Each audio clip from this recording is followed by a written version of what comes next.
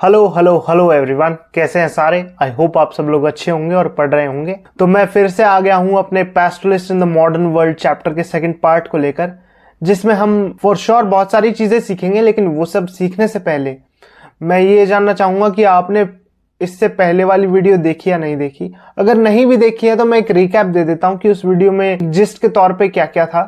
तो हमने उसमें सबसे पहले ये देखा कि पैस्टोरलिस्ट या नोमैडिक लोग कौन होते हैं, वो किस तरीके से डिफरेंट प्लेन में रहते हैं और वहां पे एक सर्टेन सीजन बाद मूवमेंट करते हैं। उसके साथ साथ हमने देखा कि जैसे ही ब्रिटिश राज आया था, कॉलोनियल रूल आया था, वहां पे क्या क्या चीजें चेंज हुई, किस तरीके से रूल्स बने और कहीं ना कहीं नोमैडिक लोग जितने भी थे उनको इस चीज से सफर करना पड़ा।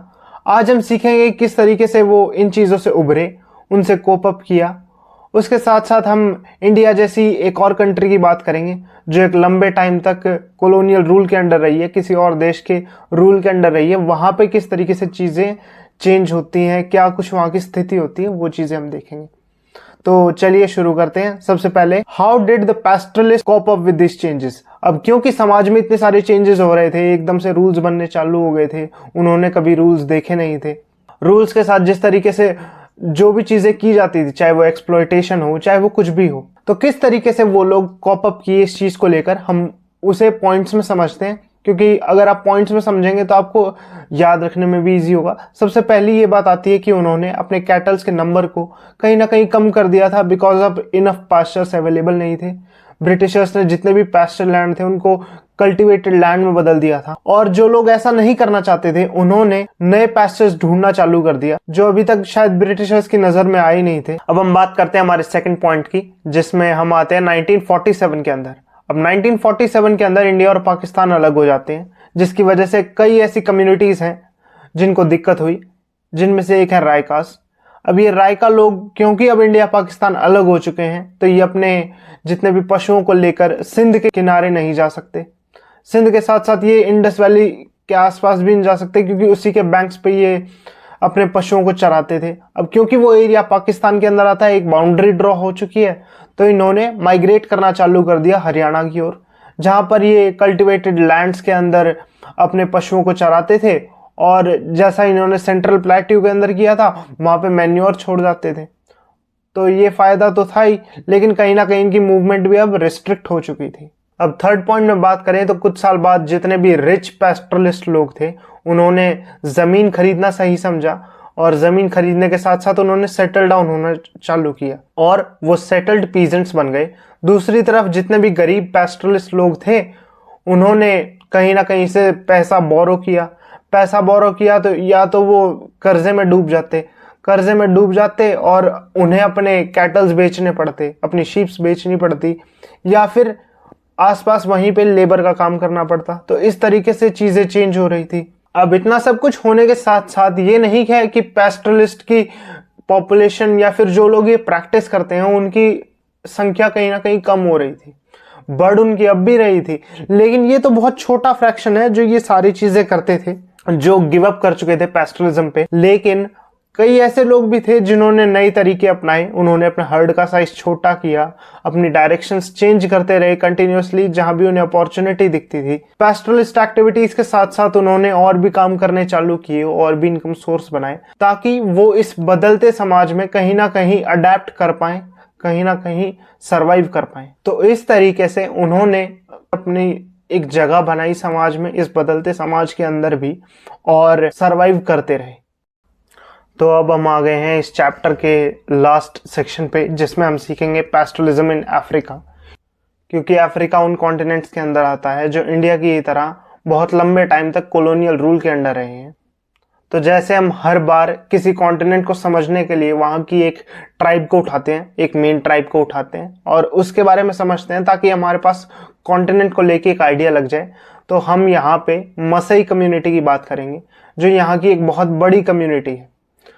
तो ये जो मसई कम्युनिटी है, ये मोस्टली ईस्ट अफ्रीका के अंदर रहती है, जिसमें से 3 लाख लोग सदर्न केनिया के अंदर रहते हैं और 1,50,000 लोग तंजानिया के अंदर रहते हैं।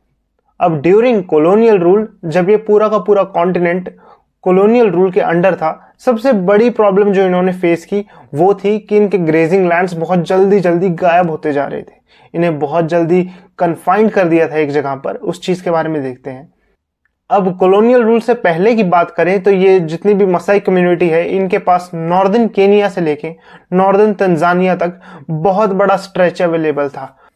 लेकिन जब लेट 19th सेंचुरी के अंदर यूरोपियन लोग यहाँ पे आए, उन्हें यह पता था कि अफ्रीका के अंदर पोटेंशियल बहुत ज्यादा है, क्योंकि यहाँ पे मिनरल्स ही मिनरल्स हैं। दूसरी तरफ अगर यहाँ के लोगों को देखा जाए तो यहाँ के लोग बहुत ज्यादा अनएजुकेटेड हैं, तो इन्हें इजीली कंट्रोल किया जा सकता है।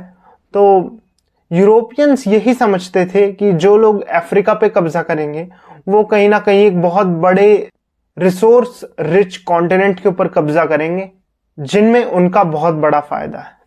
अब यूरोपियंस के अंदर ब्रिटिशर्स भी अफ्रीका को चाहते थे और जर्मन्स भी अफ्रीका को चाहते थे, तो इन्होंने 1885 के अंदर अफ्रीका को दो हिस्सों में काट दिया। एक जगह हो गई इनकी ब्रिटिश केनिया और दूसरी जगह हो गई इनकी जर्मन तंगानिका। अब ये जो दो हिस्सों में काटने वाली बात है, इससे कहीं ना कहीं जितने भी बेस्ट ग्रेजिंग लैंड्स थे जो अफ्रीका के पास थे, जो ये कम्युनिटीज यूज करती थी, वो सारे के सारे इंपीरियल पावर्स ने ले लिए, जिसकी वजह से मसाई कम्युनिटी के पास जितनी भी लैंड थी उसमें से 60% लैंड अब क्योंकि कॉलोनियल रूल ने छीन ली है, तो वो एक बहुत ही छोटे जोन में कन्फाइंड हो गए थे, जहां पे रेनफॉल इतनी अच्छी नहीं आती थी और वहां पे जानवरों के लिए जितना भी खाना था, पैस्चर्स थे, वो भी बहुत ज्यादा कम थे। अब सेम टू सेम चीज जो इंडिया में की गई थी वही ब्रिटिशर्स ने यहाँ पे की। उन्होंने सबसे पहले लोगों को ये कहा कि आप ज्यादा से ज्यादा कल्टीवेशन कीजिए, क्योंकि फॉर द सेम रीजन उन्हें कल्टीवेशन के ऊपर चार्जेस इंपोज करने थे, उन्हें कल्टीवेशन के ऊपर टैक्स लगाना था। अब कॉलोनियल रूल से पहले की बात करें तो मसाई कम्युनिटी क्योंकि वो इतनी ज्यादा बड़ी थी तो वो हर चीज में डोमिनेट करती थी, whether it is socially, whether it is economically और वेदर इट इज पॉलिटिकली। इसके साथ साथ ब्रिटिशर्स ने कुछ जगहों को रिजर्व बना दिया, कुछ जगहों को नेशनल पार्क्स बना दिया, जिनमें से हम कुछ की बात करते हैं, जैसे कि मसाई मारा, जैसे कि सेम्बूर नेशनल पार्क जो केनिया के अंदर है, and Serengeti national park in Tanzania, जहां पे इन लोगों को ना एनिमल्स की हंटिंग करने दी जाती थी और ना ही अपने जानवरों को चराने दिया जाता था। और ये कहीं ना कहीं इनके लिए बहुत गलत था, बिकॉज जैसे कि जो सेरेनिगेटी नेशनल पार्क है वो मसाई कम्युनिटी के लिए जो लैंड बहुत ज्यादा जरूरी है ग्रेजिंग के लिए, उसके ऊपर बनाया गया था। अप्रोक्सीमेटली 14,660 किलोमीटर का जितना भी ग्रेजिंग लैंड है वो मसाई कम्युनिटी को चाहिए था, लेकिन वो सेरेनिगेटी नेशनल पार्क के अंदर आता था। दूसरी बहुत बड़ी प्रॉब्लम यह आती है कि ब्रिटिशर्स ने कॉलोनियल रूल के चलते जितने भी बॉर्डर्स हैं उनको बंद कर दिया, ताकि वो इन लोगों की मूवमेंट को रिस्ट्रिक्ट कर सके। उन्होंने बहुत सारे मेजर्स उठाए जिसकी वजह से इनकी मोबिलिटी को बहुत हद तक रोका जा सके, और उनके लिए स्पेशल रिजर्व्स बनाए ताकि वो एक ही जगह पर रहें, इधर उधर ना जा पाए। और अगर कहीं जाना भी है उन्हें तो एक स्पेशल परमिट लगता था, और ये परमिट लाना बहुत ज्यादा मुश्किल था, क्योंकि इस परमिट को लाते लाते उन्हें बहुत ज्यादा ट्रबल किया जाता था, बहुत ज्यादा हरासमेंट की जाती थी उनके साथ। और अगर कोई इस परमिट के बिना चला जाता है, रूल्स को डिसओबे करता है, तो उसे बहुत ही सीवियर पनिशमेंट मिलती थी। यूरोपियन लोग इन जितने भी पैस्टरलिस्ट और ये नोमैड्स थे, इन्हें बहुत ज्यादा डेंजरस समझती थी, बहुत ज्यादा सैवेज समझती थी, जंगली समझती थी। और वो लोग सिर्फ ये मानते थे कि ये लोग सिर्फ और सिर्फ माइन में काम करने के लिए हैं, या फिर हमें कोई घर वगैरह बनवाना है तो उसमें ये काले लोग हेल्प कर दें। रोड्स हो गए, टाउन्स हो गए, हर चीज के लिए इनकी जरूरत पड़ती थी, लेकिन ये इन्हें डेंजरस भी मानते थे, सैवेज भी मानते थे। सो एक डुअल माइंडसेट था यूरोपियंस के अंदर। अब हम चलते हैं तीसरी चीज पे, जहां पे हम देखेंगे कि जब पैस्चर्स ड्राई हो जाते थे, बिल्कुल सूखा पड़ जाता था, उस टाइम क्या चीजें होती थी। अब मसाई कम्युनिटी क्योंकि एक फिक्स एरिया के अंदर रहती थी, उनसे उनके बेस्ट ग्रेजिंग लैंड्स छीन लिए गए। उसके साथ साथ उन्हें सेमी एरिड एरिया के अंदर डाल दिया गया, जहां पे कंटिन्यूस उनको ड्रॉट, साल में कम से कम 3-4 बार ड्रॉट आ जाती। अब वो ना तो यहां से वहां शिफ्ट कर सकते इस ड्रॉट से बचने के लिए, वहां पे अच्छे पैस्चर्स भी अवेलेबल नहीं है। सो इसकी वजह से कहीं ना कहीं कैटल्स बहुत ज्यादा मरने लग गए।